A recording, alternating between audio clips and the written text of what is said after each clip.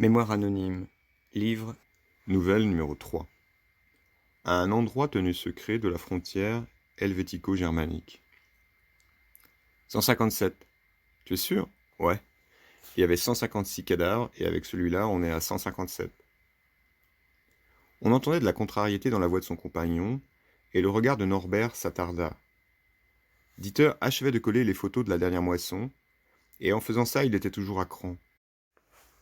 Norbert sourit à Dieter qui ne le vit pas, puis il tourna les yeux vers la lumière qui leur parvenait de l'extérieur. Un jour gris, ouaté, se levait sur leur coin de forêt. On apercevait quelques sommets d'arbres face à la terrasse du premier que la brume n'enveloppait jamais tout entier. Il était tout. Les deux hommes allaient bientôt se coucher et Norbert secouait la tête comme on s'ébroue. Le sommeil le guettait. Il se dit la seconde suivante qu'avec son ami occupé à mettre à jour sa macabre comptabilité, assis au bureau de la petite bibliothèque pour inscrire ses relevés dans un grand cahier d'écolier, et lui à quelques pas qui venait de finir le bricolage d'une rallonge de 200 mètres de long, on pouvait dire que leur retraite était vraiment bizarrement occupée. Norbert savait que ce n'était pas le moment de remettre en question la conduite de chacun au sujet du souterrain, mais tant valait peut-être provoquer une dispute pour que les choses se calment au plus tôt. On s'imagine toujours enterrer ces malheureux un jour lança-t-il.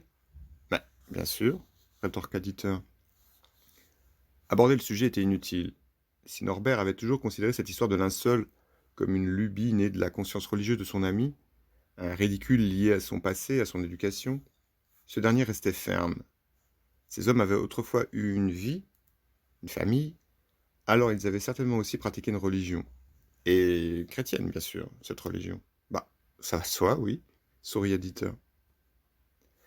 Après avoir vidé la mémoire de l'ordinateur, rangé le cahier à sa place dans le coffre-fort, la colle et les ciseaux dans un tiroir du bureau, comme il se sentait observé, tout en débranchant l'imprimante, Dieter demanda. Ça fait combien de temps maintenant? Tu veux dire toute l'histoire?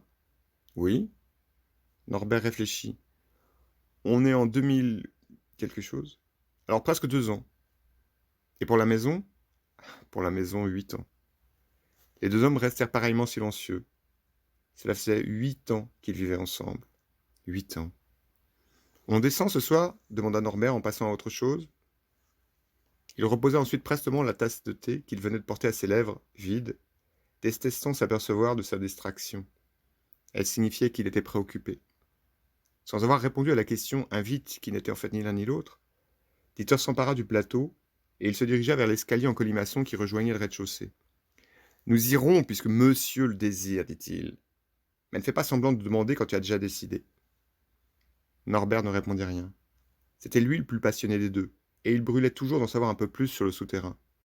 A fortiori, avec ce que tous les deux avaient entrevu à la dernière descente. Théâtral, une main sur la rampe après avoir descendu quelques marches, Dieter ajouta.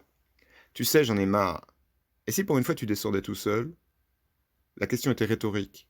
Dieter n'imaginant pas une seconde Herbert descendant sans lui, mais il aimait ces petites hostilités. Je vois qu'on est d'accord. Alors nous y allons, chantonna Norbert. C'est ça. Je refais du thé. Je crois que t'en as pas eu assez, lança Dieter déjà parvenu à l'étage inférieur. Si occulter la mauvaise humeur de son compagnon ne lui était jamais pardonné rapidement, ces petites guerres constituaient un lien entre les deux hommes, une connivence à laquelle on s'était habitué. Resté seul au premier étage avec de lourdes encablures de fils électriques à ses pieds, à nouveau Norbert regarda en direction de la terrasse. Il joua ensuite à expliquer dans le vide, pour personne, et tout en lançant dans sa caisse à outils une pince coupante dont il n'avait plus besoin. Puisqu'on me le demande, j'ai fini. Et on va faire la lumière sur toute l'affaire. Toute? Oui, à condition que cette salle soit la dernière. La voix de Dieter qui s'activait en ce moment en bas de l'escalier lui parvint du rez-de-chaussée. Franchement, moi j'espère que ce sera la dernière. Quant à savoir ce que nous ferons de tout ça, continua Norbert en remuant seulement les lèvres, sans rien prononcer. Le reste de son matériel rangé, l'énorme enrouleur de câbles électriques prêt à être descendu, Norbert se demanda, cette fois juste mentalement, est-ce que j'ai peur? Il haussa les épaules, rangea 2 autres enrouleurs plus petits dans un coin du vaste couloir, puis il prit lui aussi la direction de l'escalier. Bien sûr qu'il avait peur. Il avait peur à peu près à chaque fois. Le couvert se trouvait dressé dans la cuisine, et comme on allait accompagner le petit déjeuner avec une tasse de Yunnan d'aillé que Norbert appréciait peu, règlement de compte, il se pencha en direction de la porte-fenêtre, du pan de rideau relevé. et il fit comme s'il guettait quelqu'un côté grille. Aucune réaction de la part du Dieter. La fatigue, sans doute. Dehors, c'était toujours le même matin de givre, et comme on était dans une période de sommeil diurne, Norbert se dit qu'il ne perdait pas grand-chose à vivre ainsi la nuit, en cette saison. Au moment de rassembler les restes du petit déjeuner sur la table roulante, il aperçut le bonjour au revoir du facteur garé devant le portail sans éteindre son moteur. Norbert fronça un sourcil, puis il sourit afin de faire remarquer à son compagnon qu'il n'était pas seul. Dieter lui décocha un regard noir. Le visiteur était un individu mal dégrossi que Dieter trouvait fouineur et n'aimait pas savoir dans les parages. Il n'aimait savoir personne dans les parages. Apparu dans la région le mois précédent, et sans doute en réaction à ce qui se disait sur Dieter et Norbert dans les cafés de Beggingen, dans le café de Beggingen, tout en apportant un colis un jour, l'homme avait trouvé à placer dans la conversation qu'il était gai, lui aussi. Exactement le genre de solidarité homo qui mettait Dieter hors de lui. À 61 ans, la planète entière pouvait bien s'envoyer en l'air comme elle l'entendait, ça n'allait pas affecter d'un iota le cours de sa vie. Surtout maintenant. Sauf que Dieter était un jaloux, alors Norbert, comme il avait fait tout à l'heure mine de le guetter par la fenêtre, joua à faire un grand signe de la main au facteur, en réalité déjà reparti. Souriant ensuite mentalement de ses propres enfantillages, il évita de regarder en direction de son compagnon, qu'il devait être, au même moment, en train d'essayer de prendre sur lui pour rester impassible. Cela faisait 8 ans maintenant que Norbert aimait les momeries de Dieter, sa mauvaise humeur, vraie ou feinte, qui ne durait jamais très longtemps. Et quand son compagnon eut fini de ranger la cuisine sans un mot, il monta se coucher en ne l'attendant pas. Dieter ne lâcherait pas avant quelques heures son irréparabilité affichée. Pas grave. Avant de monter, Norbert irait seul faire le tour. Il enfila un manteau près de la porte d'entrée, il retira celle de la grille du tableau des clés, puis il se retrouva marcher en songeant à cette époque où, 3 ans plus tôt, les deux hommes vivaient en permanence dans l'inquiétude. Ils dormaient même à tour de rôle au début, montant une sorte de garde sans savoir exactement quel danger ils couraient. Il avait fallu des semaines pour apprendre à vivre avec leurs secrets, des mois pour comprendre qu'aucun danger ne viendrait de l'extérieur s'ils faisaient bien attention. Alors ils faisaient bien attention. Et personne n'avait jamais manifesté la moindre curiosité pour leur parcelle de forêt et ce qu'elle cachait. Ayant rentré la poubelle, ramassé le courrier, refermé le portail derrière lui et vérifié les serrures, Norbert pensa à la nuit qui les attendait après la journée de sommeil. Concernant la marche à suivre, les choses étaient maintenant rodées, là en dessous. Dès qu'on pénétrait une nouvelle salle, une salle d'importance ou non, on en faisait préalablement le tour avec du câble et Norbert, qui avait autrefois reçu une formation d'électricien, installait une lampe tous les 5 ou 10 mètres. Une fois la salle encerclée, on allumait, Dieter filmait et l'ensemble était ensuite remis exactement dans l'état où on l'avait découvert. Si tu penses que c'est la meilleure façon de faire, ce n'est pas la meilleure façon de faire, c'est la seule, avait corrigé Dieter. Il avait tenu à ce que les relevés filmés soient précis, par respect pour une sorte de réalité historique. Procéder à la manière d'archéologue face à un chantier de fouilles, avait-il dit à l'époque. Un principe sacré, pour l'un comme pour l'autre, consistait également à ne jamais rien prendre, à ne rien soutirer à l'histoire. Et les premiers jours, il s'était promis de laisser dans son jus, dans son sinistre jus, cet endroit secret à la frontière de la Suisse et de l'Allemagne. Au cours des 16 derniers mois, Norbert avait plusieurs fois déjà songé à faire machine arrière, c'est-à-dire à se débarrasser de leurs secrets, mais un tel demi-tour était aujourd'hui devenu impossible. En ayant machinalement regardé le courrier pris dans la boîte aux lettres, il ferma les yeux quelques secondes et visualisa ces cadavres que Dieter enveloppait d'un drap.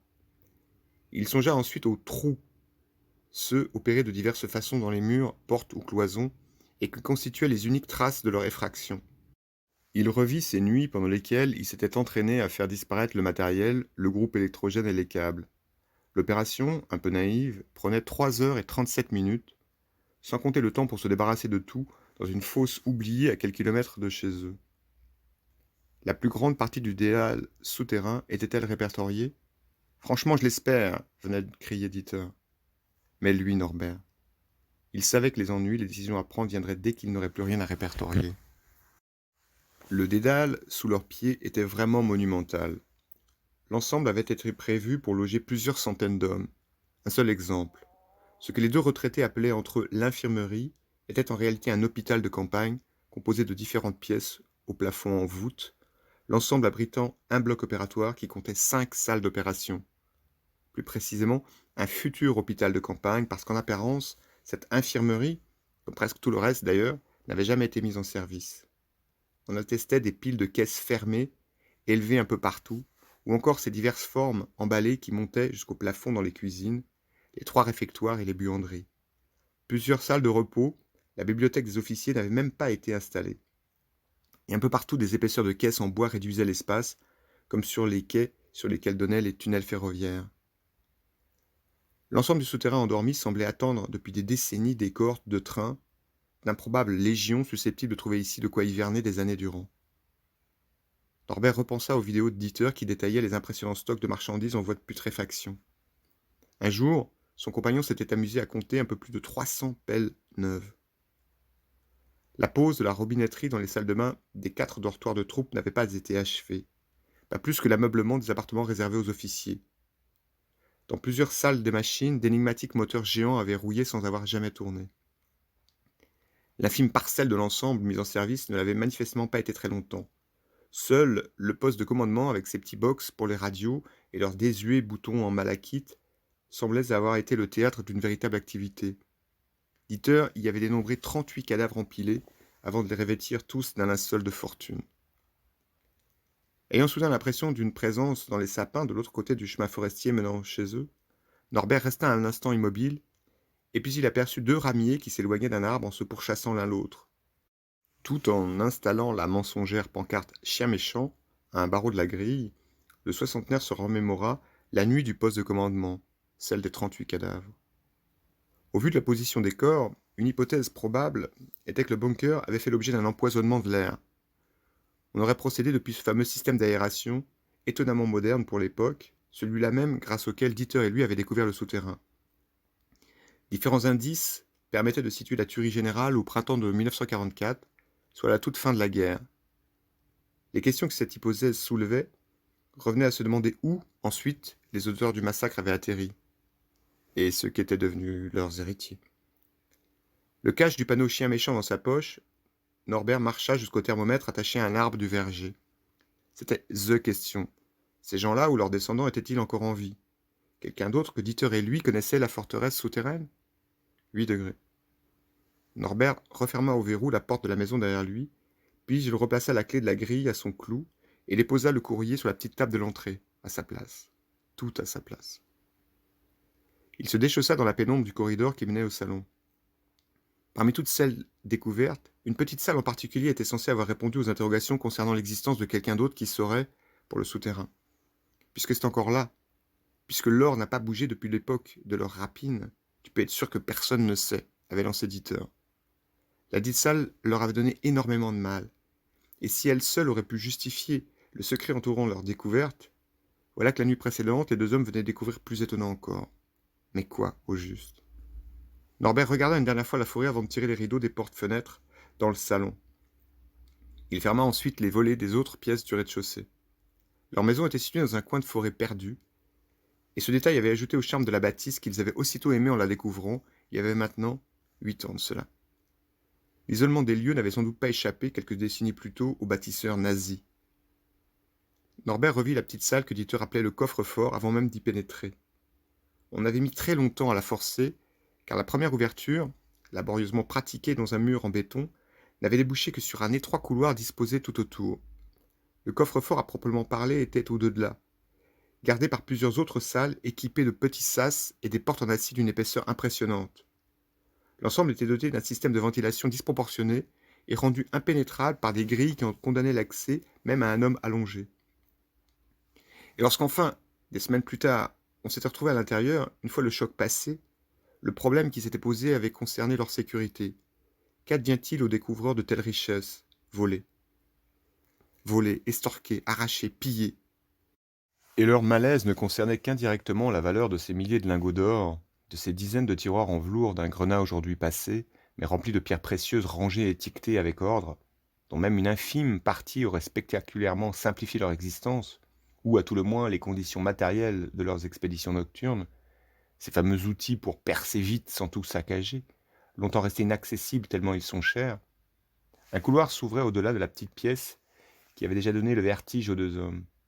Une galerie plutôt, Elle débouchait sur une autre salle, plus importante en taille, sorte de coffre-fort satellite du coffre-fort lui-même, une seule issue et une semaine de travail, qui abritait des milliers d'œuvres d'art, des sculptures, des objets religieux du Moyen Âge, des antiquités celtes, perses, des tableaux italiens, flamands, français, tout un musée plongé dans le noir et le silence.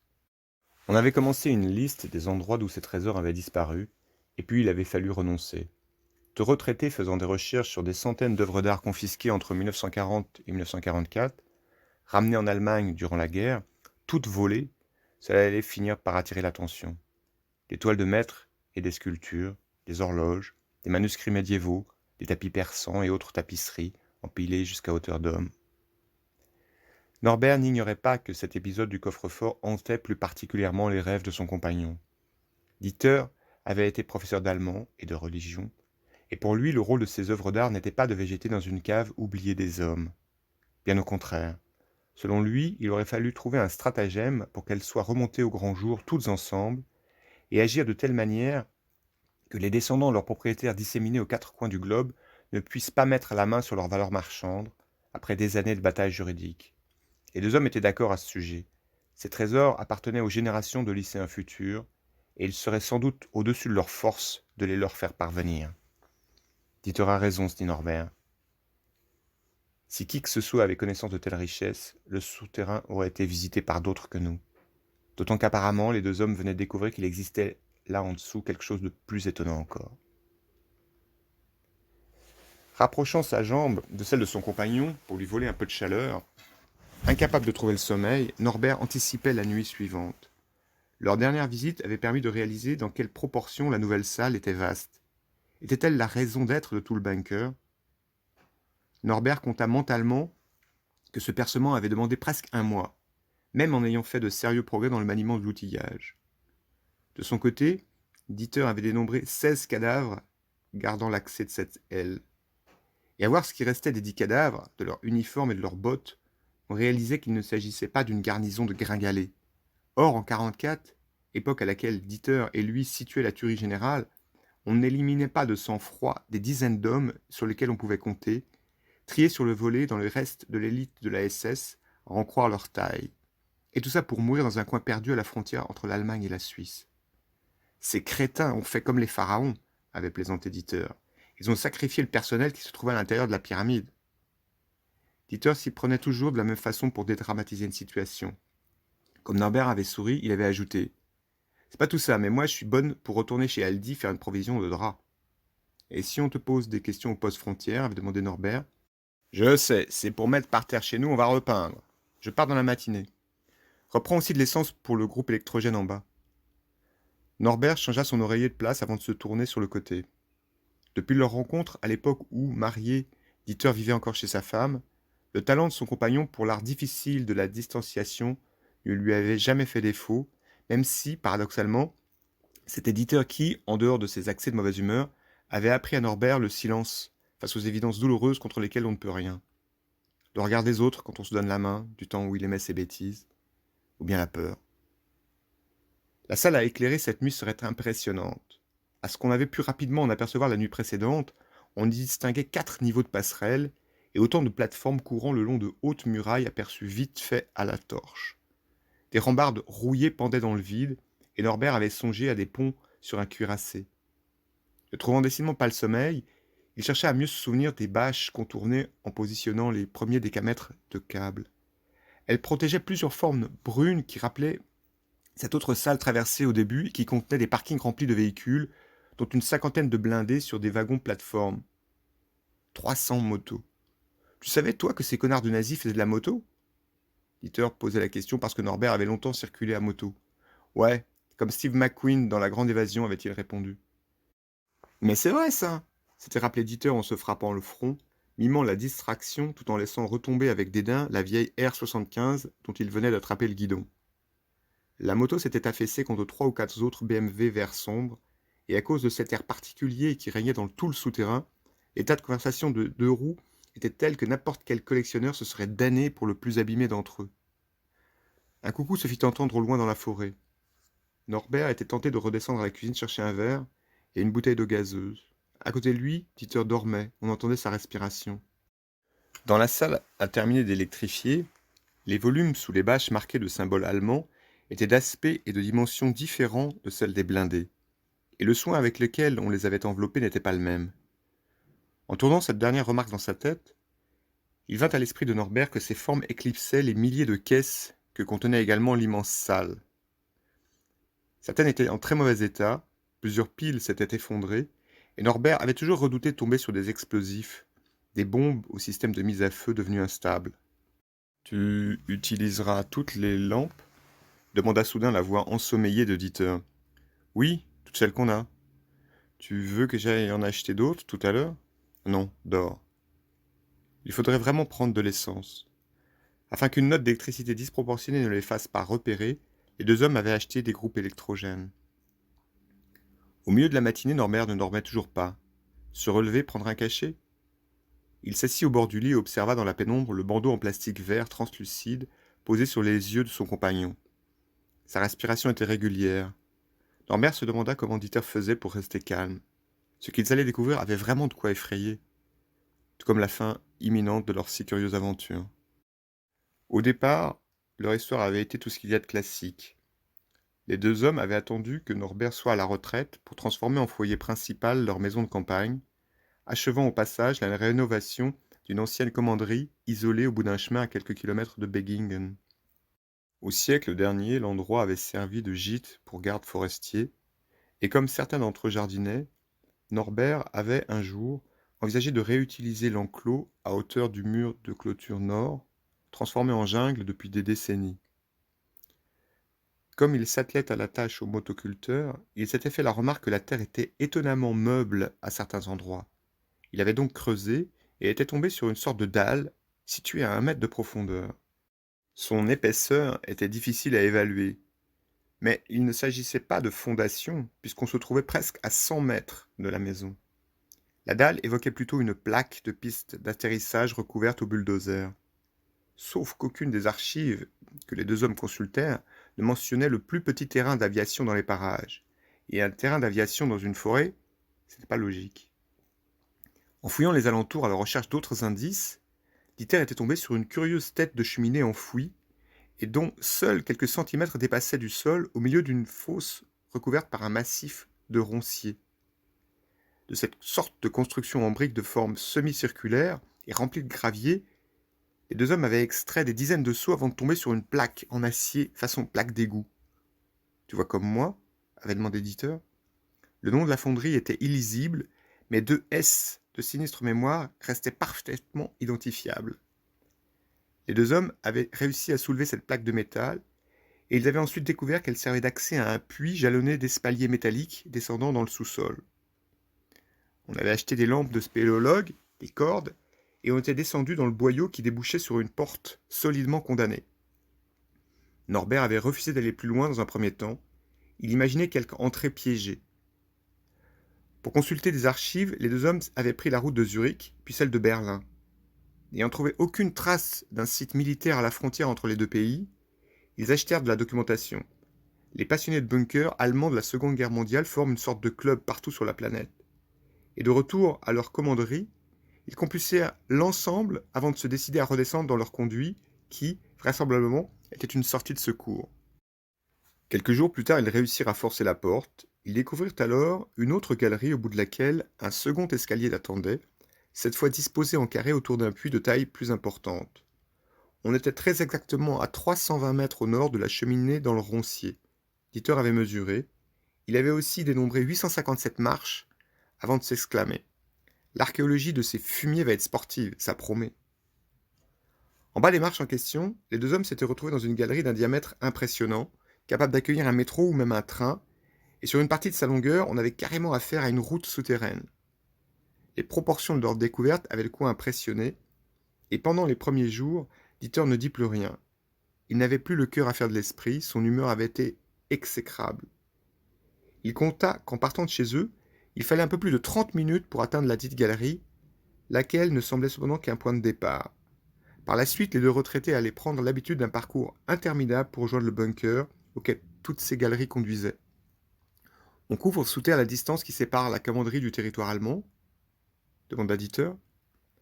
D'après leurs calculs et une connaissance très fraîche du maniement des cartes au 50 millième, l'immense voie souterraine débouchait au bas d'une petite falaise recouverte de végétation, à environ 2 kilomètres de leur domicile et non loin d'un autre minuscule petit chemin forestier.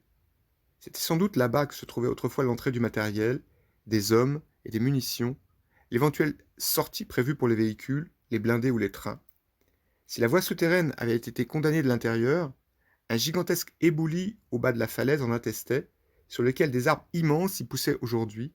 Plus loin dans la forêt, on relevait des traces d'aménagements rectilignes autorisant à imaginer le montage puis le démontage d'une voie ferrée.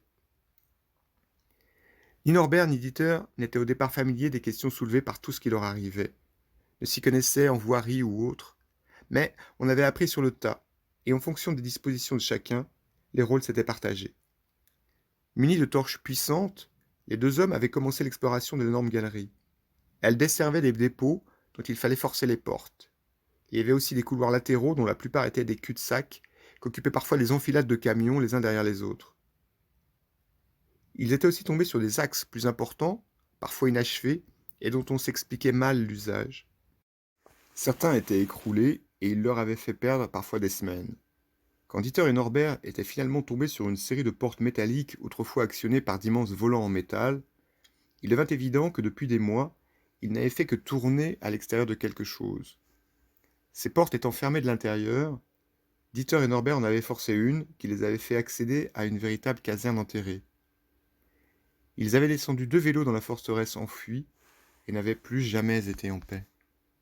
Le sommeil ne viendrait pas, d'autant que Norbert avait commis l'erreur de se laisser aller à ressasser la question, la même depuis des mois. Se pouvait-il qu'une telle base soit restée oubliée de tous? Avait-on décidé de l'oublier tout en la gardant de loin sous surveillance, auquel cas Dieter et lui pouvaient s'attendre à de sérieux ennuis? La présence des 157 linceuls de Dieter laissait penser que, tout le monde ayant été tué là-dessous, en surface le ménage avait été consciencieusement fait lui aussi. Seuls les tueurs pouvaient témoigner de l'existence de la forteresse, et comme les tueurs devaient être haut placés dans la hiérarchie nazie, il était possible qu'ensuite l'histoire, Nuremberg, les ait fait disparaître avec leurs secrets. Mais parmi les exécutants, issus ou non des services secrets, il s'en trouvera forcément un pour raconter ses secrets, avant ou après le bateau pour l'Argentine.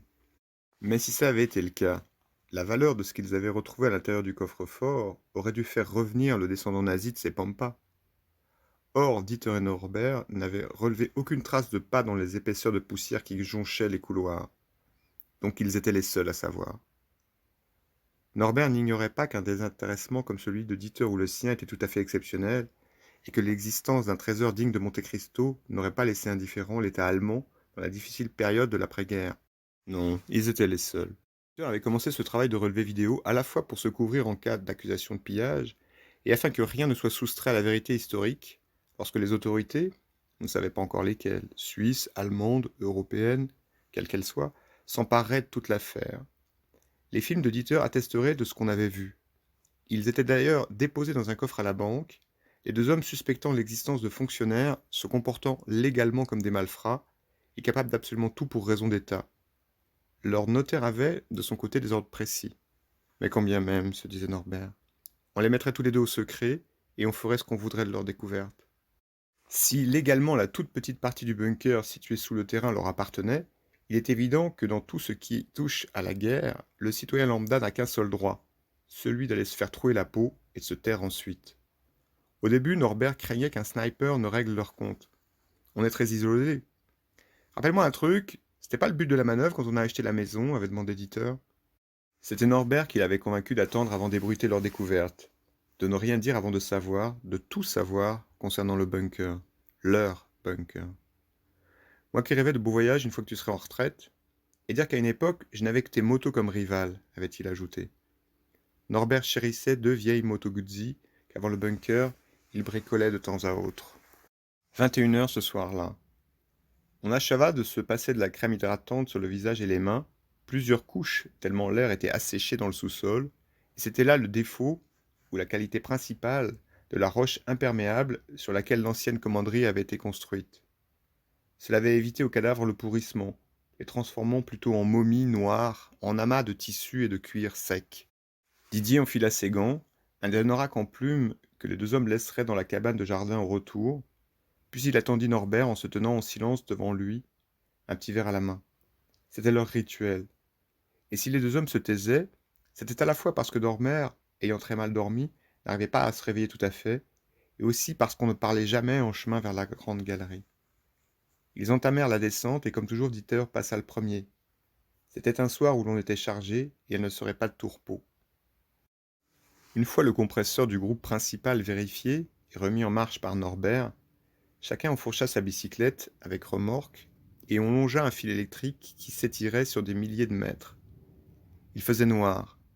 Les deux hommes avançaient indifférents aux anciennes flèches rouges, aux symboles et autres inscriptions peintes au pochoir sur le côté droit d'interminables parois en béton, éclairées par les lampes frontales et les phares des vélos.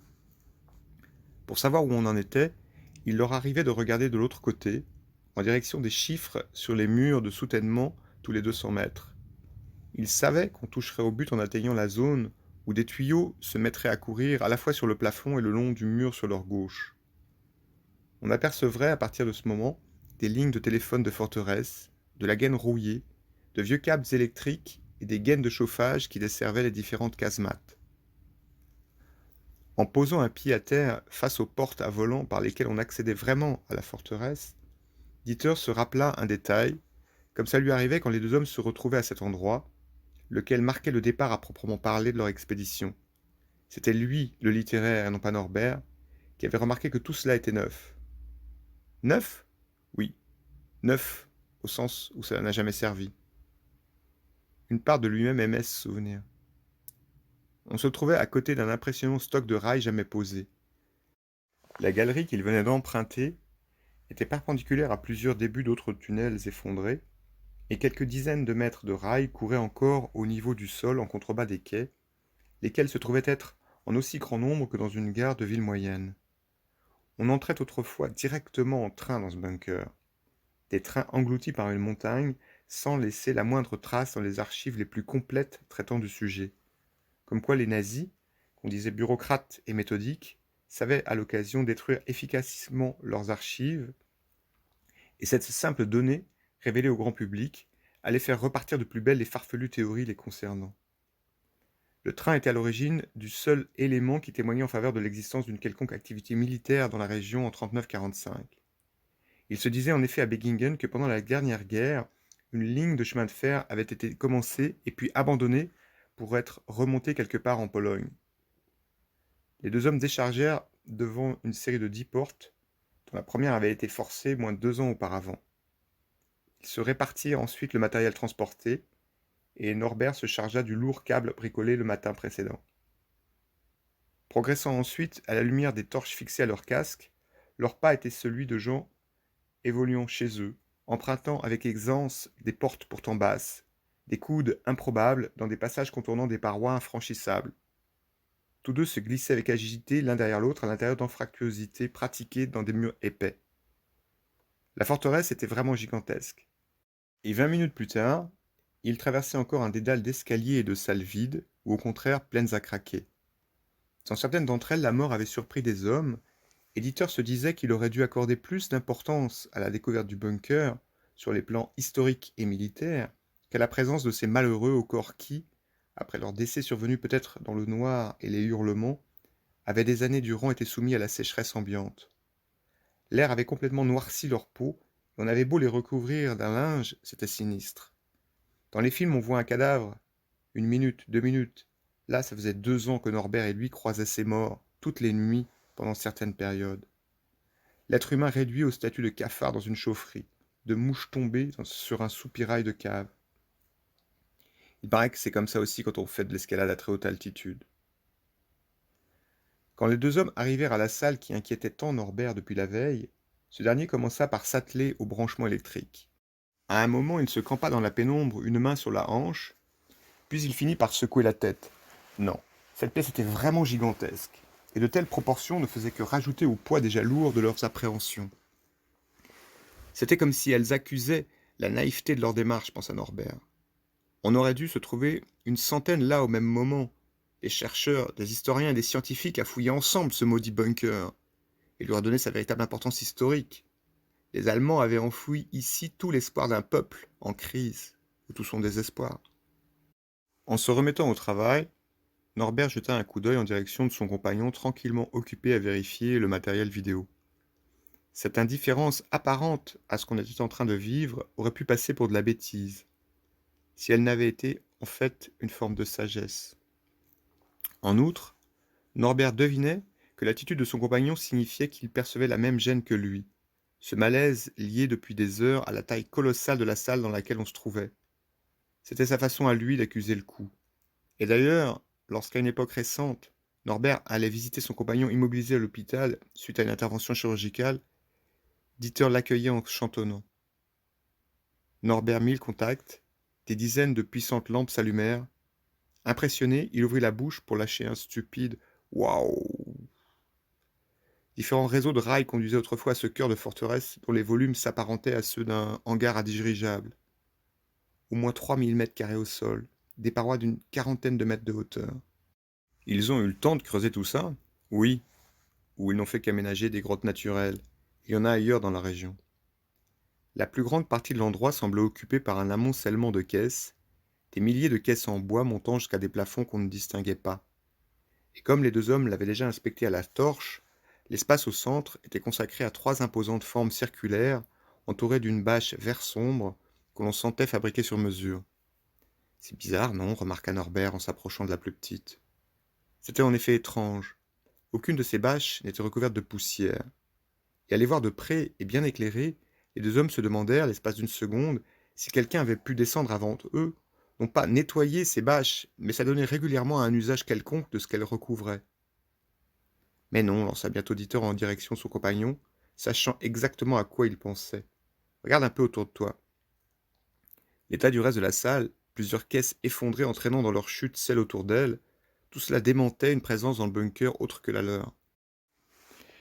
Il reste que je me demande pourquoi elles sont propres, s'interrogea tout de même Norbert, tout en se rendant soudain compte que ce détail, entreaperçu à la torche à leur dernière descente, avait peut-être provoqué dans son inconscient l'appréhension qu'il ressentait depuis des heures. Va savoir, lui répondit Dieter en fixant autour de sa main la courroie en scratch noir de sa caméra.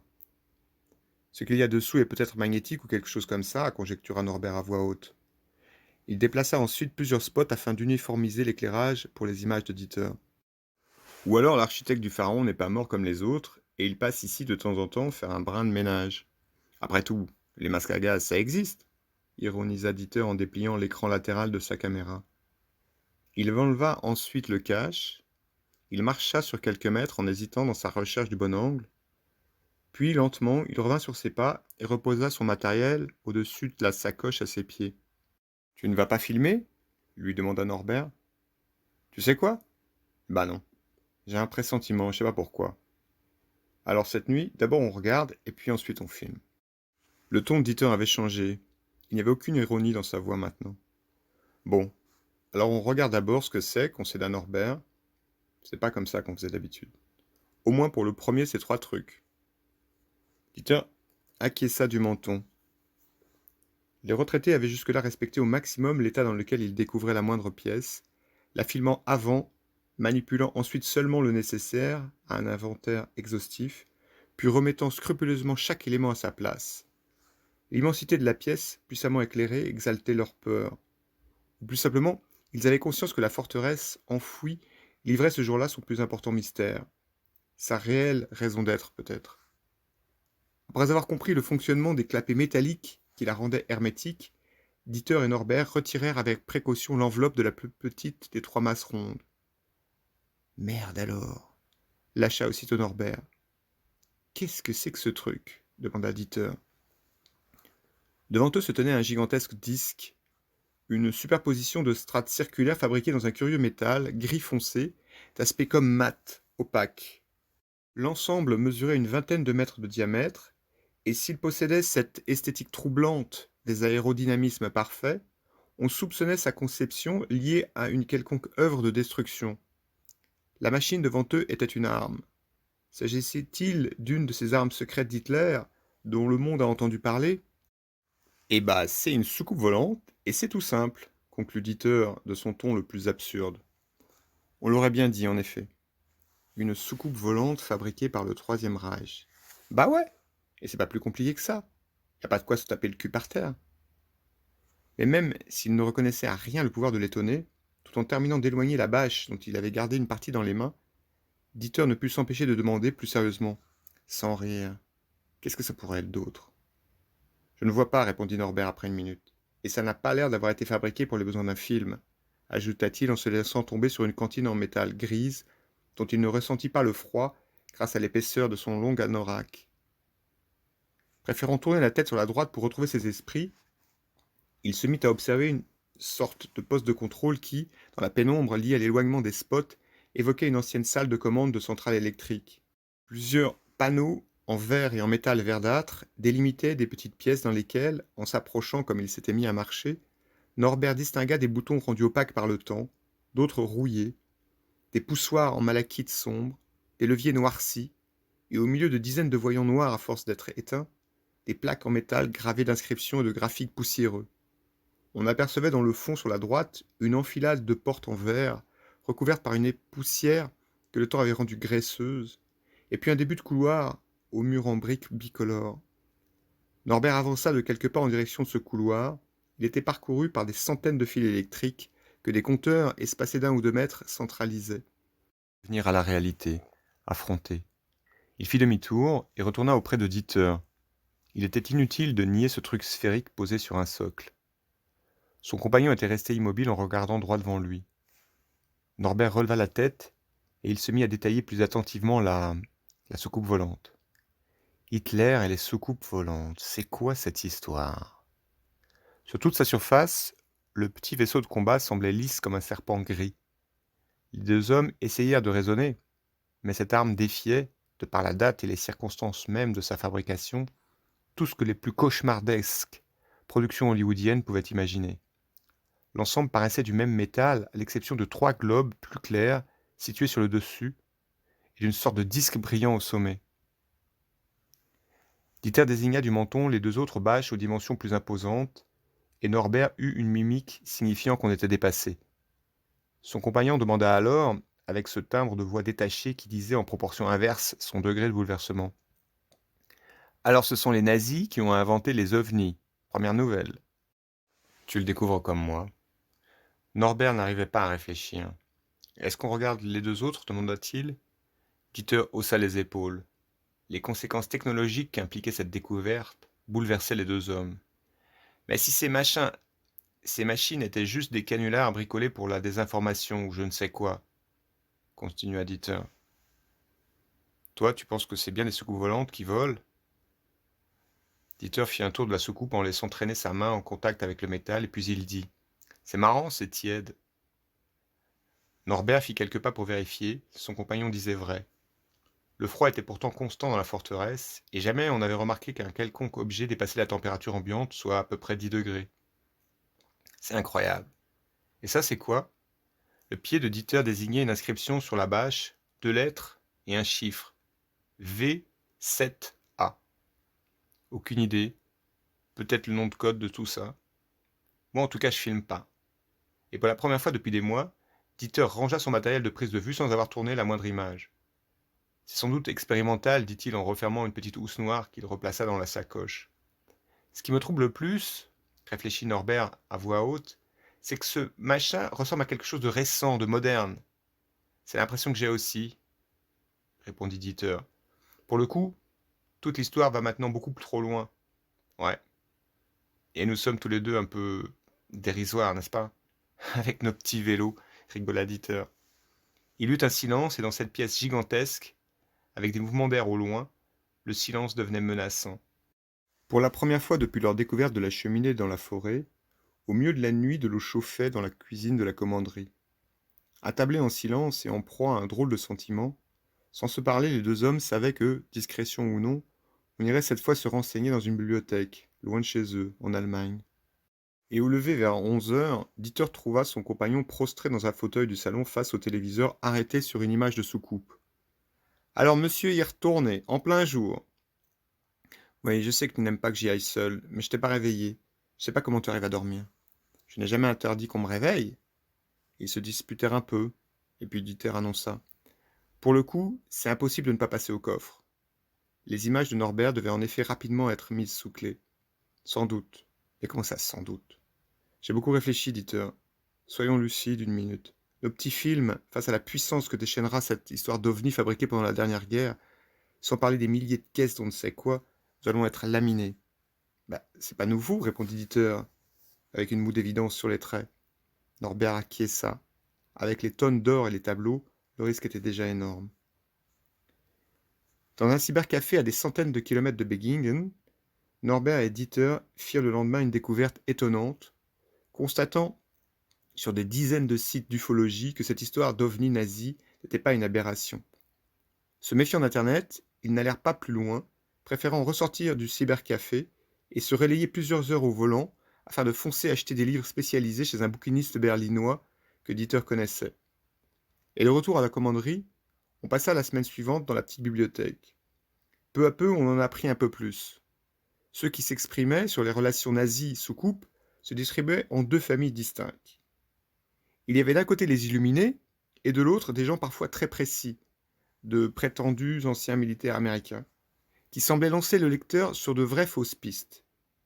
S'y retrouver n'était vraiment pas facile, toute cette littérature étant de surcroît poisseuse, et les deux retraités faisaient un point chaque soir en vue de trouver une ligne médiane entre la désinformation et les spéculations les plus dingues.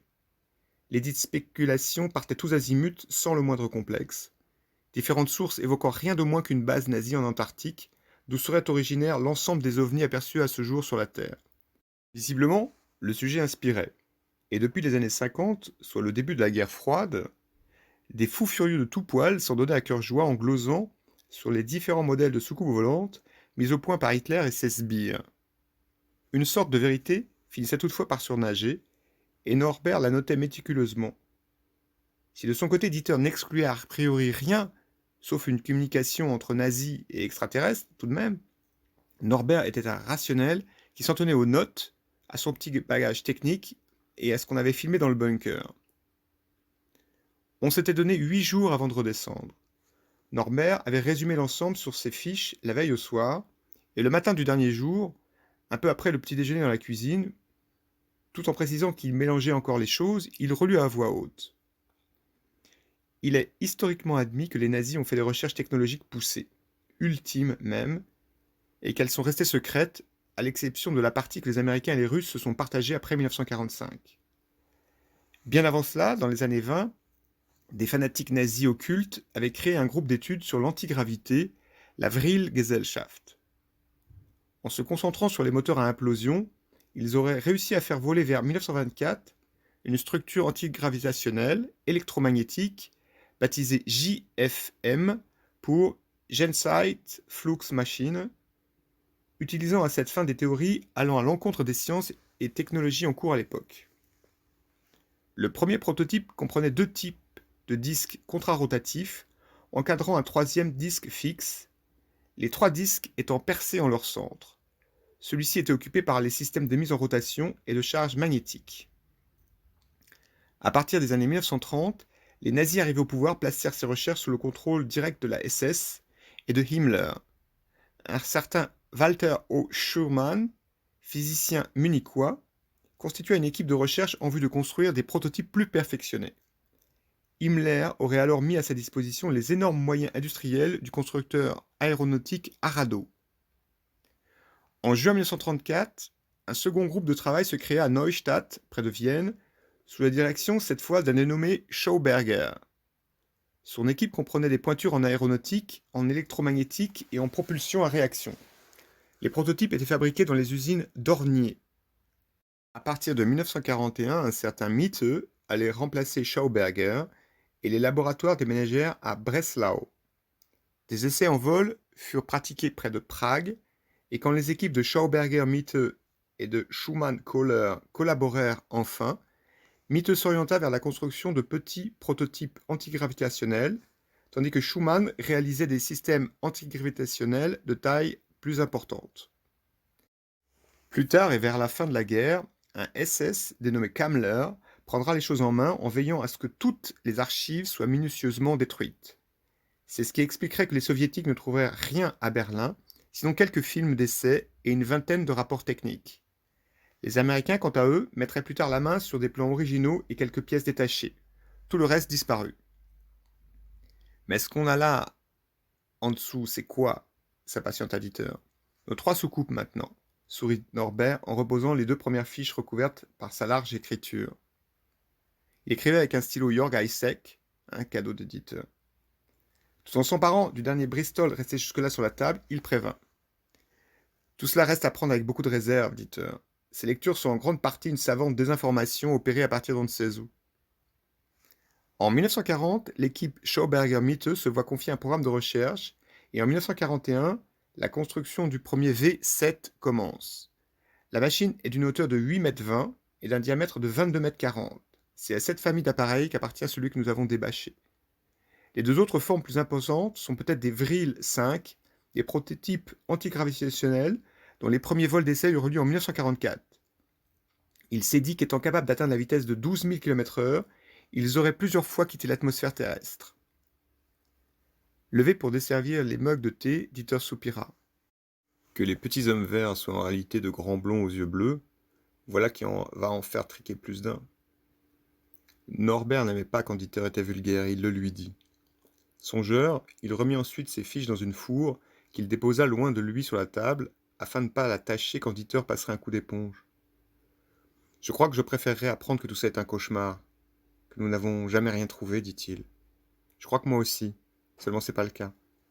Sérieusement, Dieter, tu te vois, toi, annoncer au monde que pour sauver l'industrie aéronautique des vainqueurs, ou pour je ne sais quelle autre raison encore plus stupide, l'après-guerre a passé sous silence les recherches nazies?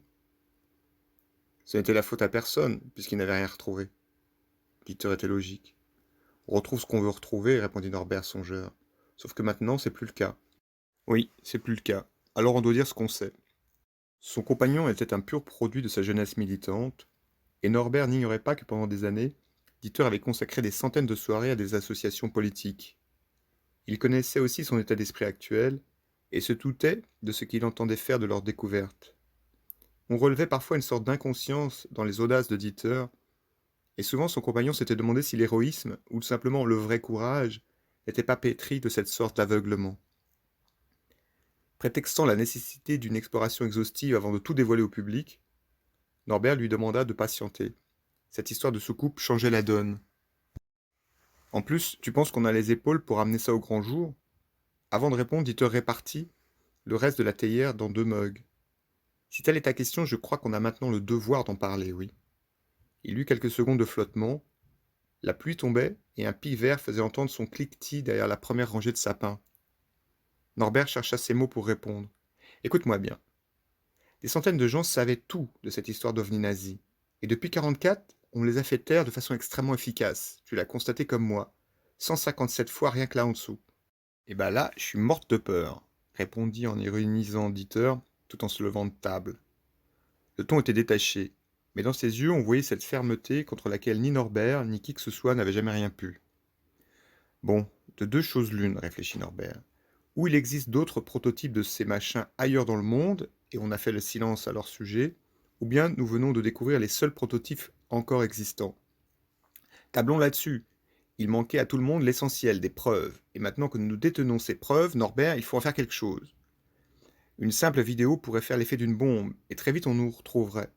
Ce serait un tsunami, et nous ne maîtriserions plus rien.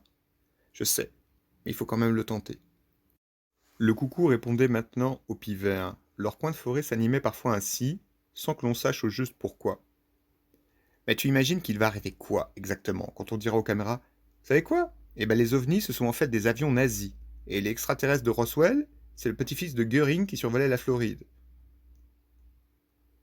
Didier haussa les épaules. Je crois que le seul truc qui les embêtera, c'est de savoir qu'il faut laisser tomber les Airbus parce qu'on a plus rapide et moins cher là en dessous. C'est bien possible, admit Norbert. Mais ils videront d'abord le bunker, puis ils finiront de le condamner. Pour le coup, il n'aura jamais existé. Ce sera pas une grande perte. Tes tableaux ne feront que changer de cave, Dieter. Les soucoupes atterriront dans je ne sais quelle réserve de la CIA, et nous 2 en hôpital psychiatrique. C'est ta femme qui sera pas surprise. Tu oublies qu'on n'est pas aux USA, on est à Beggingen, en Suisse. Je n'oublie rien, et je sais ce que je dis. Des heures de discussion plus loin, Norbert accepta de tenter quelque chose à la condition que Dieter le laisse violer un de leurs interdits, voler l'histoire.